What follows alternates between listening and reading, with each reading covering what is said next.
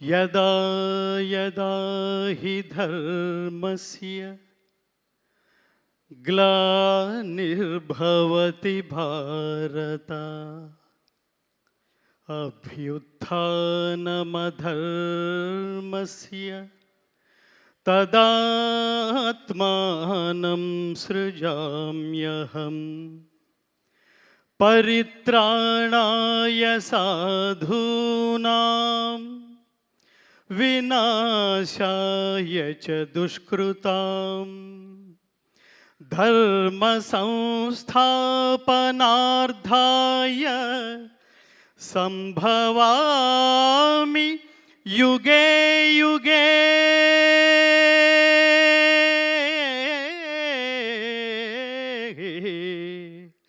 संभवामि युगे युगे। ఏ కాలమున ధర్మమునకు హాని కలుగునో అధర్మము వృద్ధి నొందునో ఆయా సమయముల యందు దుష్ట శిక్షణ శిష్ట రక్షణ ధర్మ సంరక్షణముల కొరకు ప్రతి యుగమున అవతారము దాల్చుచుందును. ఇది శ్రీకృష్ణ పరమాత్మ అవతార పరమార్థం. పరమాత్ముడు ఏది ఆచరిస్తాడో అదే ప్రపంచానికి చెప్తాడు. భగవద్గీత ద్వారా ప్రపంచం తెలుసుకోవాల్సింది ఏమిటంటే, ఏది మాట్లాడతావో అది ఆచరించాలి, ఏది అనుకుంటావో అది మాట్లాడాలి, ఏది మాట్లాడతావో అది ఆచరించగలగాలి, అది ధర్మబద్ధమైంది అయి ఉండాలి. నిజానికి అసలు అన్నిటికంటే ముందు నేను ఈ శ్లోకంతో ఎందుకు ప్రారంభించానంటే, భగవద్గీతలో 4వ అధ్యాయమైన జ్ఞానయోగంలో 7, 8 శ్లోకాలు, జంట శ్లోకాలు అంటారు. ఇది most important key shlokas and soul of Bhagavad Gita. మంచి చెయ్యి, దేవుడు నీతోనే ఉంటాడు. చెడు చెయ్యకు, అప్పుడు నీతోనే ఉంటాడు నిన్ను నాశనం చేయడానికి. ఇక్కడ దేవుడు ప్రత్యక్షమయ్యాడంటే దానికి 2 కారణాలు ఉంటాయి మిత్రులారా. ఒకటి నిన్ను మార్చడానికి లేదా హతమార్చడానికి, అప్పుడు మాత్రమే వస్తాడు. ధర్మానికి ఖచ్చితంగా ఇవాళ కాంటెంపరీ భారతదేశంలో ఎంత అభద్రత నెలకొందో మనందరికీ తెలుస్తోంది అనేక సంఘటనల ద్వారా. అలాంటి సమయంలో ఖచ్చితంగా సినిమా అనే ఒక 11వ అవతారం ద్వారా మాత్రమే ప్రపంచాన్ని మార్చడానికి పరమాత్మ ఖచ్చితంగా 3 ఎంచుకున్నాడు మిత్రులారా. 3 ఎంచుకున్నాడు. ఇది ప్లాన్, ఇందాక మిత్రుడు ఎవరో అన్నారు, ఇది ప్లాన్ చేస్తే, మనం లౌకికంగా ప్లాన్ చేస్తే డబ్బు వస్తుంది లేదా ఫలితం వస్తుంది. అలౌకికంగా దైవం ప్లాన్ చేసుకుంటే అక్కడ డబ్బుకి వీటన్నిటికంటే మించి సామాజిక ప్రయోజనం సిద్ధిస్తుంది.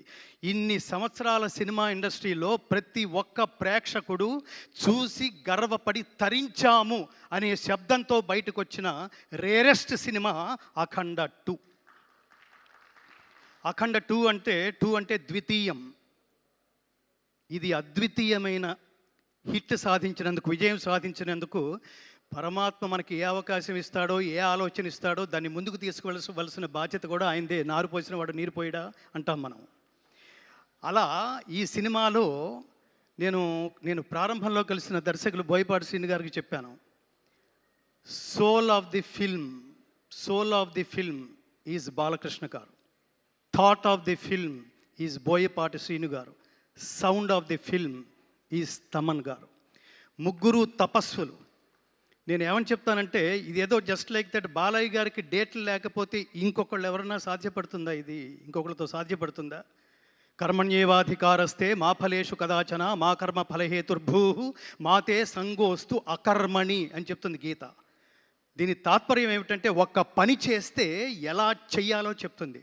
పనిని హాఫ్ హార్టెడ్గా చేయకు నాన్న, పనిని డెడికేటెడ్గా చేయి. తత్వమసి, నువ్వే అదే చేయాలి, నువ్వే తాదాత్మ్యత పొంది చేయాలి. అలా తాదాత్మ్యత పొంది చేస్తే ఎలా ఉంటుందంటే, మా గురువుగారు చిన్నప్పుడు ఒక జోక్ చేస్తుండేవారు, రై నువ్వు ఫీల్ అయ్యి పాడితే జనాలు ఫీల్ అయ్యి వింటారా, నువ్వు పాడడానికి ఫీల్ అయితే జనాలు వినడానికి ఫీల్ అవుతారా అని చెప్తుండేవాడు.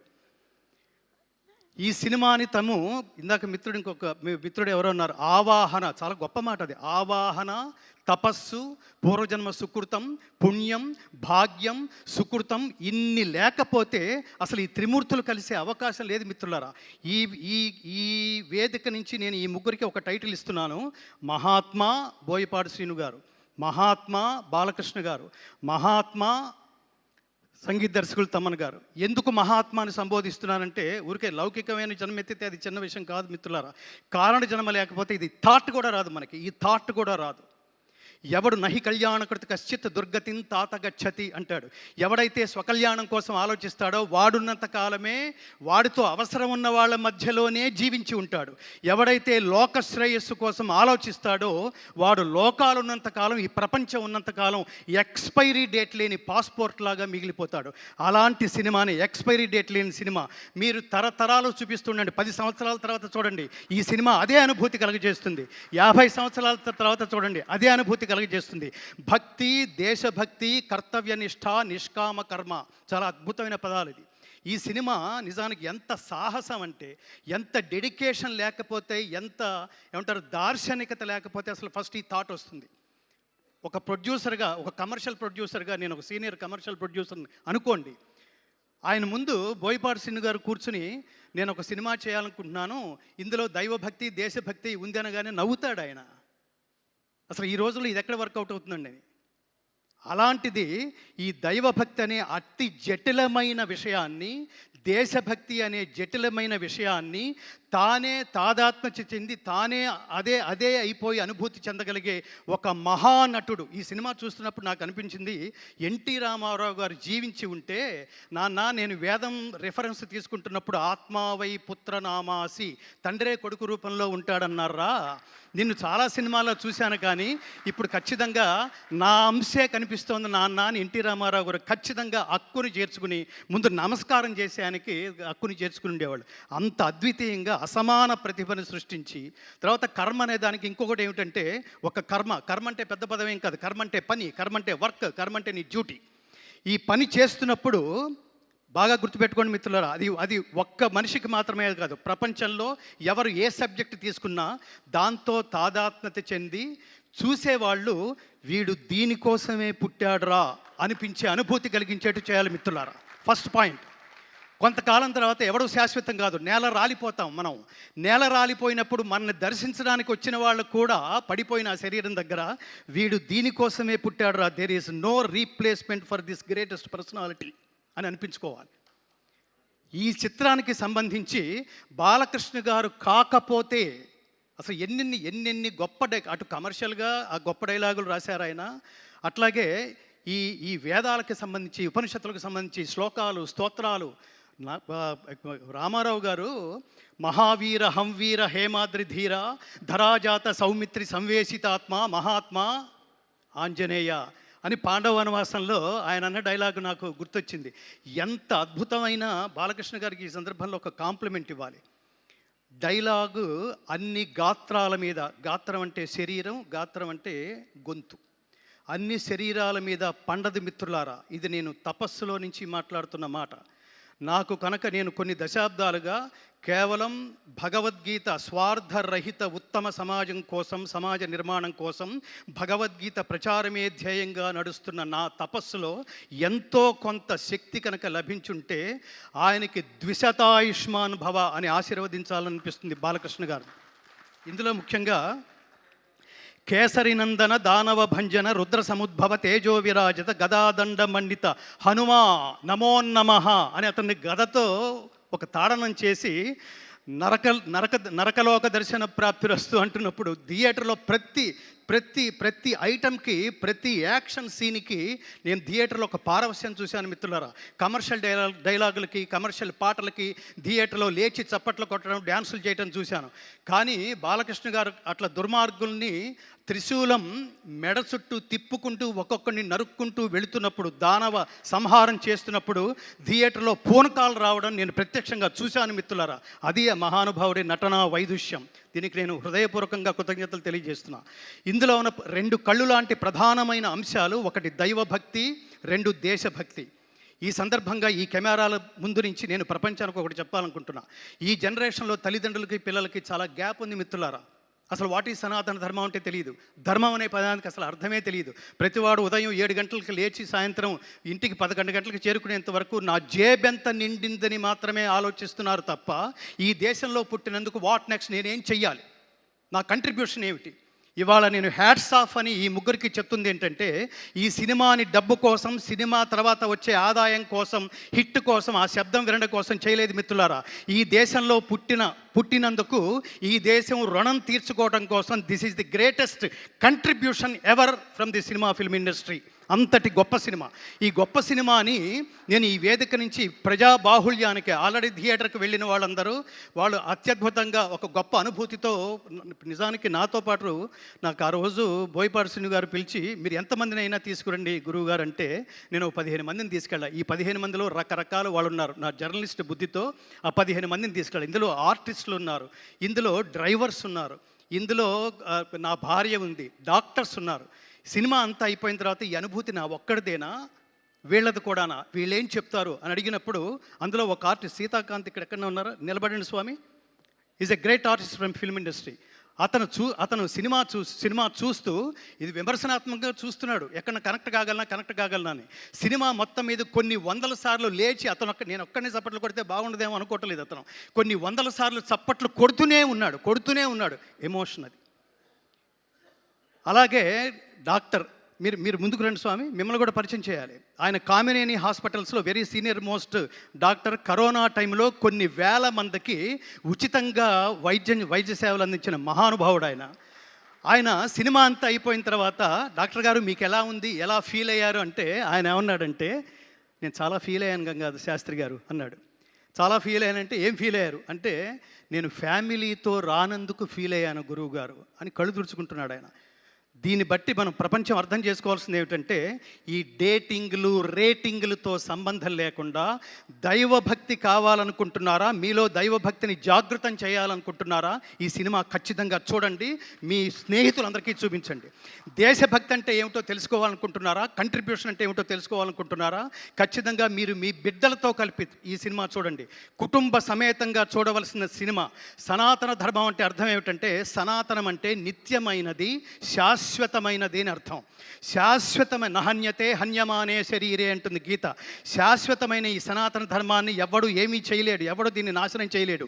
కానీ తగిన సందర్భాల్లో ఈ ధర్మాన్ని కాపాడుకోవడం కోసం పరమాత్మ ఎంచుకున్న వ్యక్తి, వీళ్ళ థాట్స్లోంచి వచ్చింది కాదు, పరమాత్మ ఎంచుకుని ఉండకపోతే ఒక బోయపాటి శ్రీను ఈ వేదిక నుంచి ఇంత గొప్ప సినిమాని ఆవిష్కృతం చేసే అవకాశం లేదు.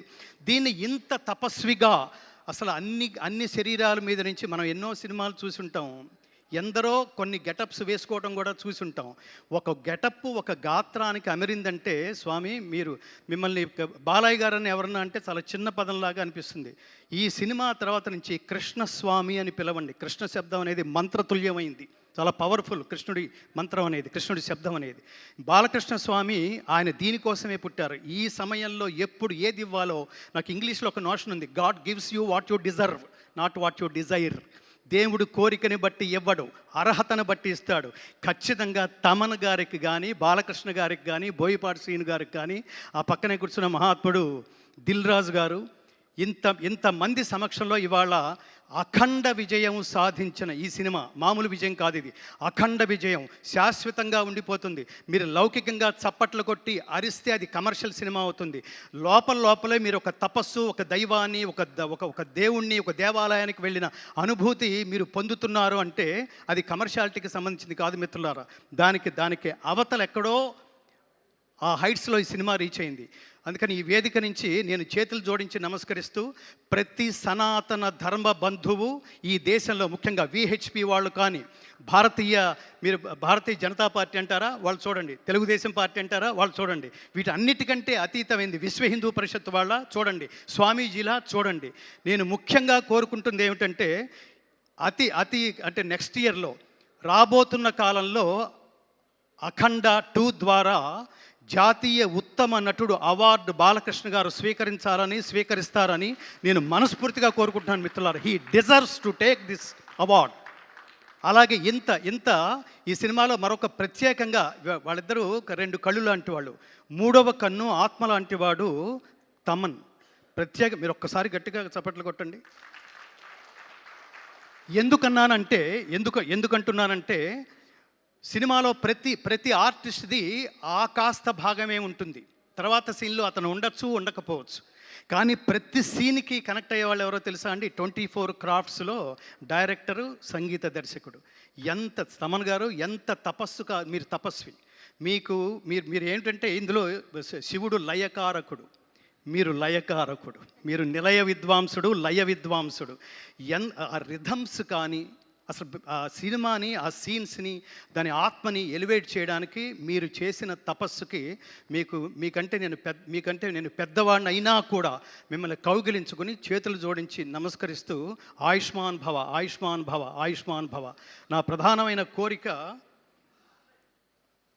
బోయపాటి శ్రీను గారు బాధ్యతతో తీసిన సినిమా, దీని ప్రేక్షకులందరూ మిస్ కాకుండా బాధ్యతతో చూసి తీరవలసిన సినిమా అని ప్రకటిస్తూ, ముఖ్యంగా యువతరం, నా బెంగంతా యువతరాందే. ఈ దేశం నుంచి చదువు పేరుతో ఇతర దేశాలకు వెళ్ళి అక్కడ చదువుకుంటున్నప్పుడు, నువ్వు భారతదేశం నుంచి వచ్చానంటున్నావు కదా నాన్న, భారతదేశం గొప్పతనం గురించి 2 నిమిషాలు చెప్పగలవా అంటే, మన పిల్లలు మన దేశం గొప్పతనం గురించి ఒక్క నిమిషం కూడా చెప్పలేని పరిస్థితుల్లో ఉన్నారు మిత్రులారా. హిందూ తల్లిదండ్రులు తమ బిడ్డలకి సనాతన ధర్మం గొప్పతనం ఏమిటో తెలియదు. హిందూ అంటే అర్థం సర్వజన బంధువు అని అర్థం. ఈ దేశంలో పుట్టినందుకు నేను గర్వపడతాను మిత్రులారా.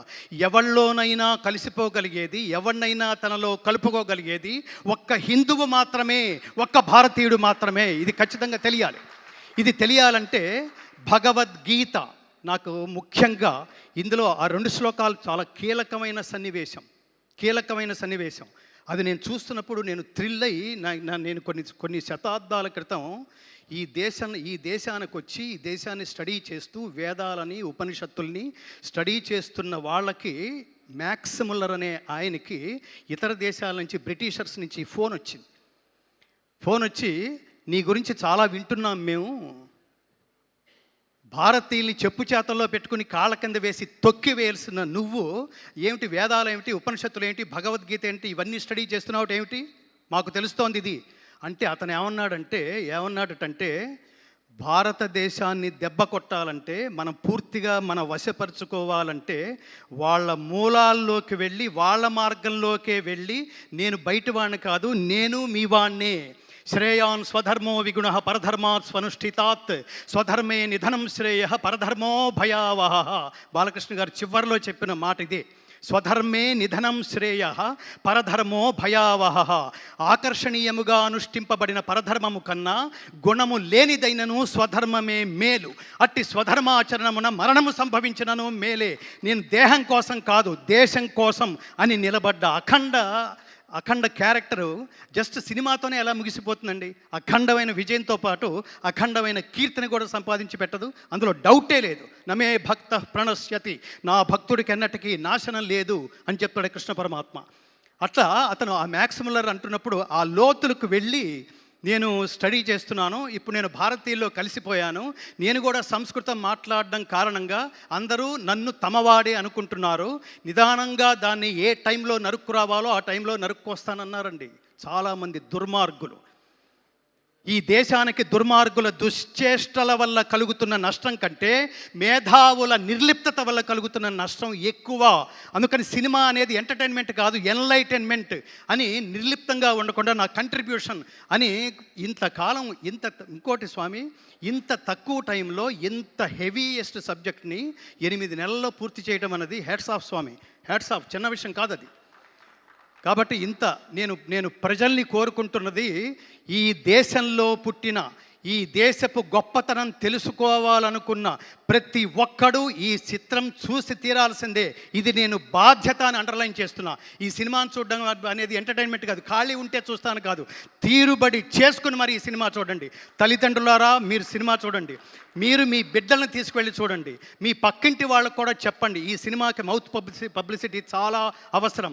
Don't miss this film. చిన్న వాటికి ఐ మిస్ యూ అని మాట్లాడతాం, నాన్ సెన్స్ చెత్త చెదారాలు వాటికి కూడా మిస్ యూ అంటాం మనం. కానీ ఈ సినిమా మిస్ అయినట్టే మిత్రులారా, మిస్ అయినట్టే.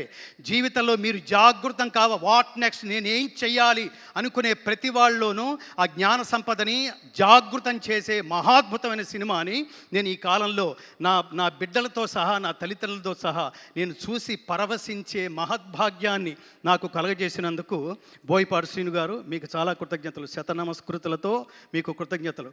అలాగే కారణజన్ముడైన బాలకృష్ణ గారికి ఇంతటి అమేయమైన, అద్వితీయమైన, అఖండమైన, అగణితమైన, అప్రమేయమైన ఇంతటి మహోత్కృష్టమైన పర్ఫార్మెన్స్ ఎందుకంటున్నానంటే, ఆయన గెస్చర్స్లో ఈ పర్టికులర్ అఖండ 1 కానీ 2 కానీ నేను ఒక్క నిమిషంలో ముగిస్తాను, నేను బోర్ కొట్టట్లేదు అనుకుంటున్నాను. ఆయన ఈ దేశం గొప్పతనం చెప్తూ అఖండ 1లో ఆ పోలీస్ ఆఫీసర్కి చెబుతూ 2 అడుగులు ముందుకు వేసి 3వ అడుగు అలా నిలబెడతారండి ఆయన. అలా నిలబెడుతున్నప్పుడు వెనక అతను రియాక్షన్ ఇలా చూస్తాడు. అలా పరికించి చూస్తున్నప్పుడు ఆయన పాదాల కింద నుంచి చీమ వెళుతూ ఉంటుంది. అక్కడ ఆయన క్యారెక్టర్ చెప్పాడండి, ఆయన ఆలోచన విధానం, కథానాయకుడు ఆలోచన విధానం. చీమకు కూడా హాని తలపెట్టని ఈ మహాత్ముడు దేశానికి హాని తలపెడితే, ధర్మానికి హాని తలపెడితే ఎంత హింసకైనా అతను తెగిస్తాడు, ధర్మాన్ని కాపాడడానికే పుడతాడు అని. అలా పెట్టి చీమ దాటి వెళ్ళిపోయేంత వరకు ఆయన చూసిన లుక్ ఉంది చూడండి. కర్మ అంటే ఏమిటో తెలుసా అండి?